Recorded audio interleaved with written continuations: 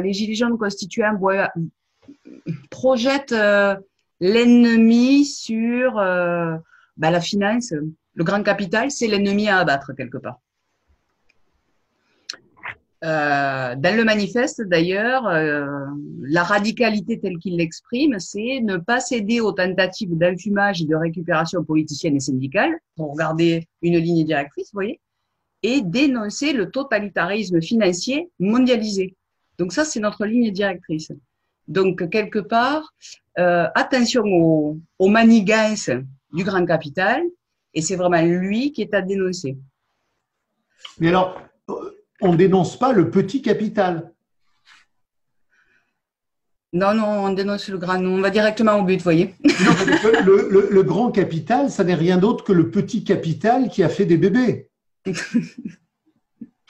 Je ne sais pas de quoi vous me parlez là. Mais si vous voulez, notre ennemi, c'est pas la finance. Notre ennemi, c'est l'argent. Oui, l'oligarchie. Mais c'est même pas l'oligarchie, parce que l'oligarchie n'a pas de pouvoir. Vous voyez, elle a le pouvoir, en tout cas, que lui donne la finance.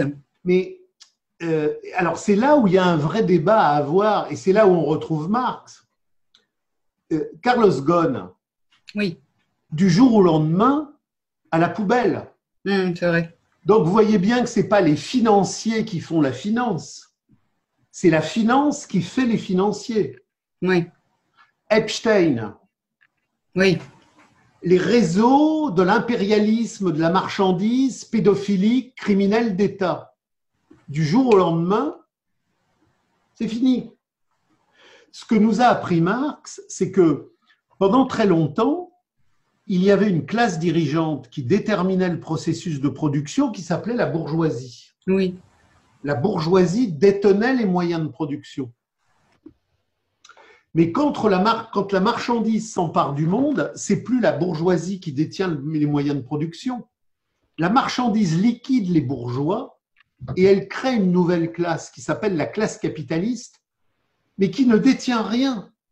Alors, vous voulez dire que en fait, ce sont les actionnaires.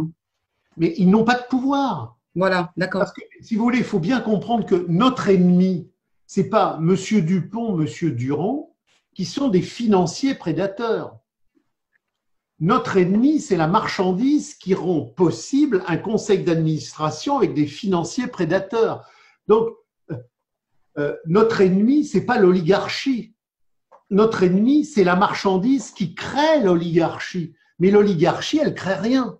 Et du jour au lendemain, on fout Epstein à la poubelle, on fout Carlos Ghosn à la poubelle. Et demain matin, le mouvement dictatorial de la marchandise va peut-être foutre Macron à la poubelle, la remplacer par Ségolène Royal ou par Marine Le Pen.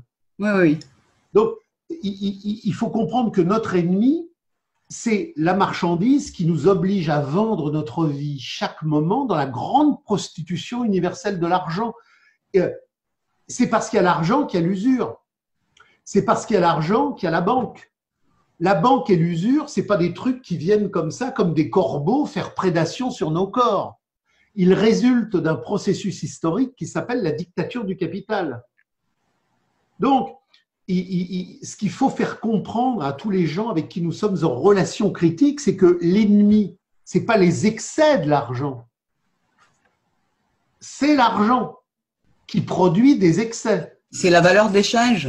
C'est la valeur d'échange, c'est-à-dire que demain, où nous abolissons le capitalisme et l'argent et nous créons une communauté humaine pour, à l'échelle universelle, avoir des relations de production qui correspondent à nos besoins. Ou alors, nous rentrons dans le fantasme d'une économie constituante qui décide de contrôler les ravages de l'argent. Mais on ne contrôlera jamais les ravages de l'argent. On abolit l'argent où il y a les ravages de l'argent. Donc, il faut bien comprendre que l'argent n'est pas un outil qui nous échappe. L'argent est une mécanique aliénatoire qui nous domine. Et dès lors qu'il y a l'argent, on est esclave. On ne peut pas dominer l'argent. On ne peut pas posséder l'argent. C'est l'argent qui nous domine et qui nous possède. Donc, si vous voulez, c'est très bien qu'il y ait plein de gens qui s'interrogent sur ces problèmes-là, mais les meilleurs alliés les meilleurs alliés du système sont ceux qui disent « produisons une constitution pour équilibrer l'argent ». Oui. On ne peut pas équilibrer l'argent. Ou on le détruit, ou il nous détruit.